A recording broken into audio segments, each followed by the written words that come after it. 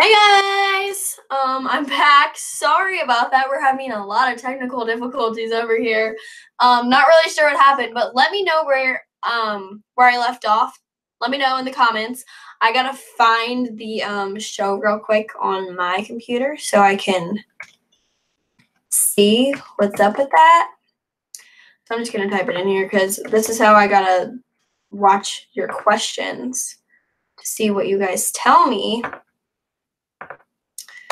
But let me know right now. Be typing that in so once I get on here, I can see the questions.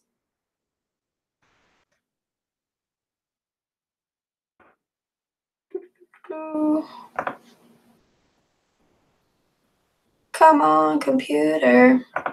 Okay, here we go. So I'm on here now. Let me know where we were. Come on, guys.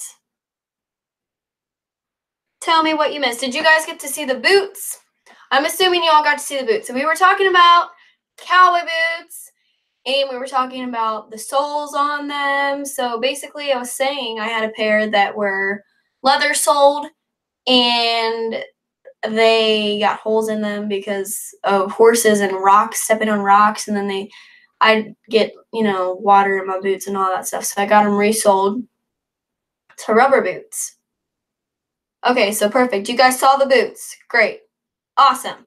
So anyway, I got them resoled to rubber boots. So now my feet stay in the stirrups a little bit better. And that's how I am with boots. If I'm going to go dancing in some boots, I prefer some leather soled ones. But if I'm going to ride my horse, I want rubber soled boots. So that's really personal preference. You do you, man. You do you. You're going to want to choose your boots. Personally, I like rubber soled boots. So ask me any boot questions you guys have. Or fishing questions. We talked about trout fishing. I can help you out with that best I can. Stiffle says, Sarah, what's your favorite brand of boots? Any tips on taking care of them? So, I gotta say, my favorite brand. So, my favorite pair of boots that I've ever owned has been my Macy Bean boots. And those are the ones that I told you all about that I got resold. I loved my Macy Bean boots, but I liked them better after they were resold than when I got them before. They're super comfortable boots. I have like a hair. I got it though. They're super comfortable boots, but they were too slippery for me, and I was always slipping around and just sliding everywhere. So I got them resold, and then they were the best pair of boots I ever had, and I broke them when I fell off my horse. My horse kind of like almost fell on top of me, but my toes hit the ground like straight on, and that caused my boot to bend like backwards, and it just busted a little hole. I could probably get it fixed, but I just haven't gone through the trouble of doing that yet. So we'll see. Maybe y'all one day get them repaired. But right now I just go with some simple looking Ariat boots, but Macy Beans are definitely a great boot. Trevon says, what is your boot size? My boot size is a size 8 or 7.5. By the way, guys, when you get a pair of boots, you want it to be a little bit tight, like on your ankle, because if you don't get them a little bit tight or snug, then they're going to become too loose for you. Because when you get boots, they're leather, so leather stretches, and you don't want to get a pair of boots that's already like super slidey feeling, if that makes sense, because then they're just going to get extremely too big for you and they're not going to fit you. So when you first try on your pair of boots, if they just feel a little bit tight in the ankle, that's a good thing, because you're going to want to have to break them in. They're going to be a little uncomfortable the first few times you wear them, because you need to break them in so that they kind of, what do you call it? Like, mend to fit your feet, maybe you could say. They kind of just grow on your feet, so they just grow around your feet. They don't really grow around your feet, but they form. They form to your feet. That's what I want to say. Form. Durr says, does Ariat make a good boot? I thought about buying a pair. Yes, Ariats are usually pretty good boots. Depends on the ones you buy. If you buy the cheapest pair, they're probably not going to be as good. Boots are really what you buy. You know what I mean? Like, you pay a lot of money for a pair of boots, you're probably going to get a good pair of boots. It's usually what it is with boots. But, I mean, sometimes even the expensive ones aren't that good. You got to check on your brands. You got to do your research and And like I said, a lot of it is personal preference. I Am the Ant says, yeah, real leather. Yep, real leather. Real leather is pretty important. So now we're going to talk about, I'm going to call it rodeo news. It's really just kind of weather news, but it affects a lot of people that rodeo, people in the heartland. I Am the Ant says, same with bike helmet. Same with a bike helmet too, or bike gloves to foreman. Yeah. So anyway, also known as like out west, Midwest. So like Nebraska, Nebraska and all the states over near Nebraska are having a really tough time right now. They're having extreme snow blizzards and flooding. There's been deaths. People have died because of bridges collapsing. Livestock has been trapped under snow. We're having a lot of terrible weather over there. And I just wanted to hit on that because the news does not talk about it. And it's a shame because there's a lot of stuff happening over there that the news just isn't hitting on. You know, when you turn on the news, typically now you just hear what's going on in the cities and what's going on just around most of the population. But there's still a lot of people out there in the middle of nowhere that are suffering and their news isn't getting out there.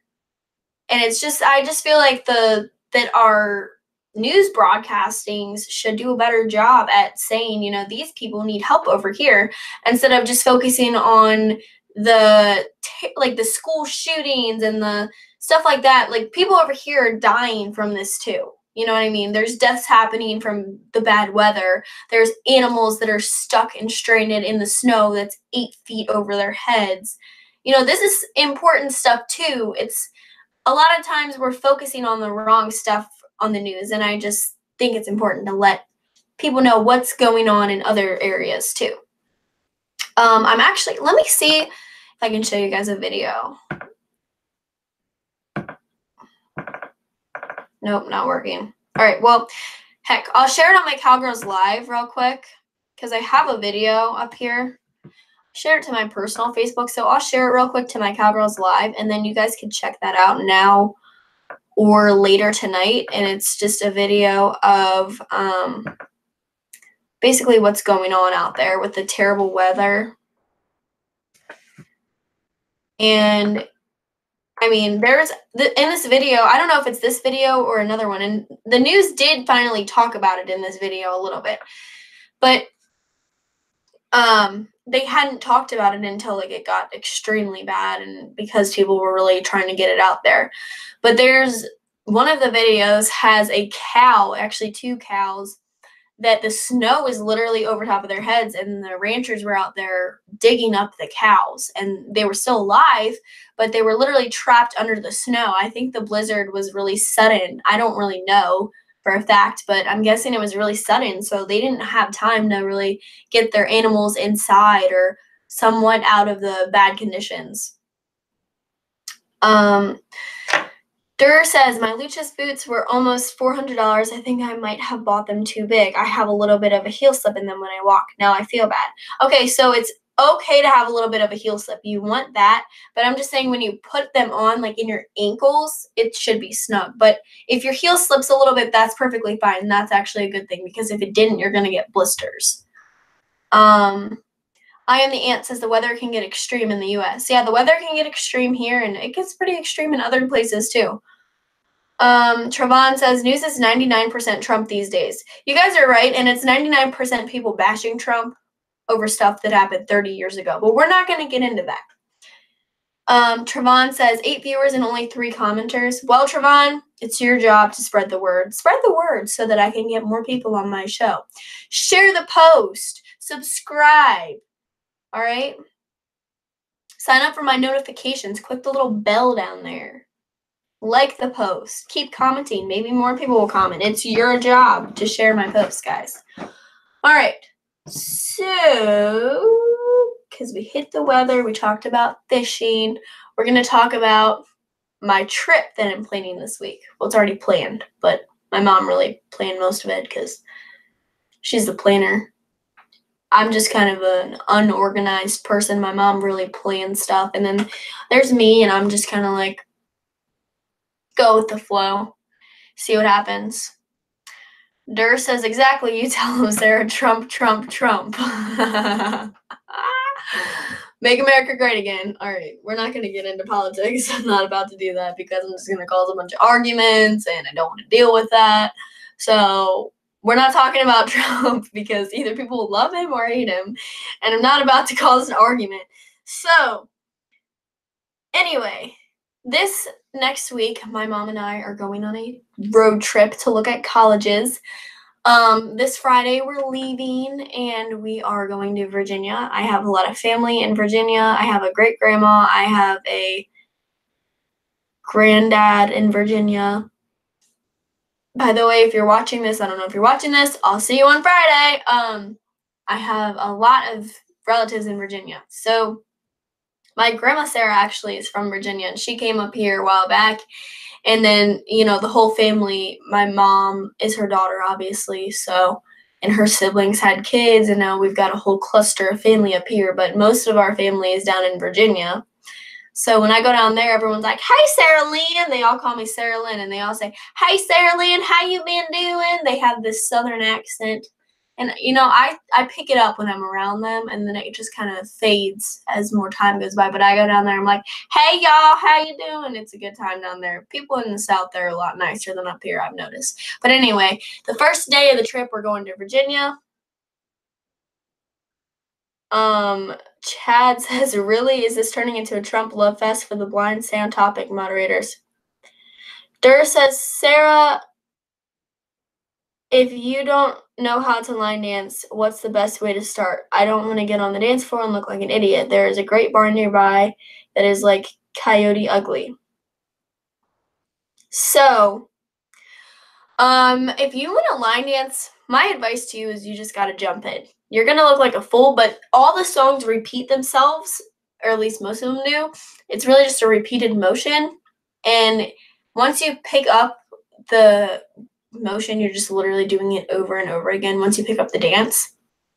So, like, there's simple dances where you just tap your foot a few times, you take a few steps, and then you take a few steps that way, and then you do like a circle, and then you just do the same thing over and over again.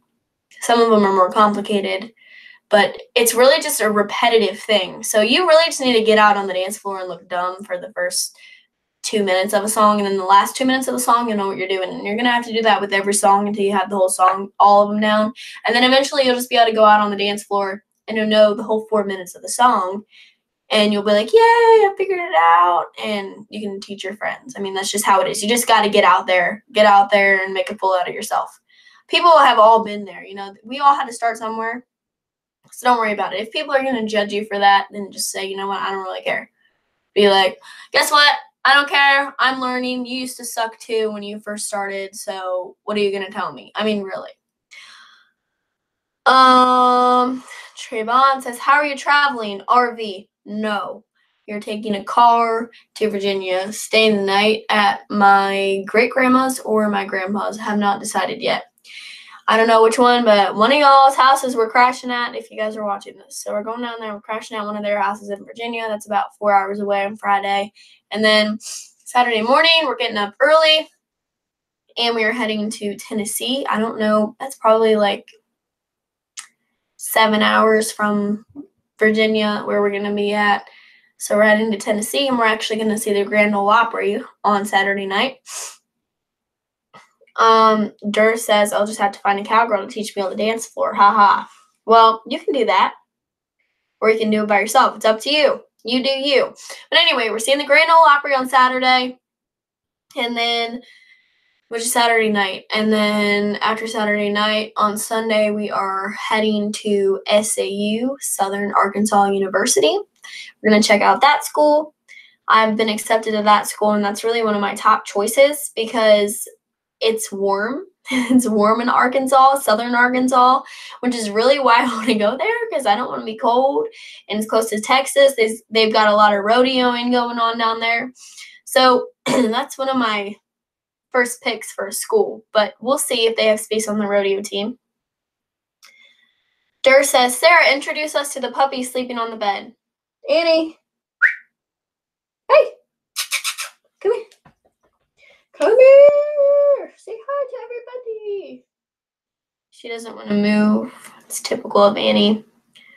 CraigShipp says, can you take your horse to the school? Yes. If I can't take my horse, I'm not going. Let's just put it that way. So the whole point of going this far away to a school is so that I can be on the rodeo team. Basically, the rodeo team is just like a group of people that rodeo, and they go to different rodeos and compete against different colleges. So same as watching college basketball or whatever. Same thing. It's just a rodeo and a rodeo team, and that's why I want to go to a college far away, because they actually have those. They don't have those in Maryland.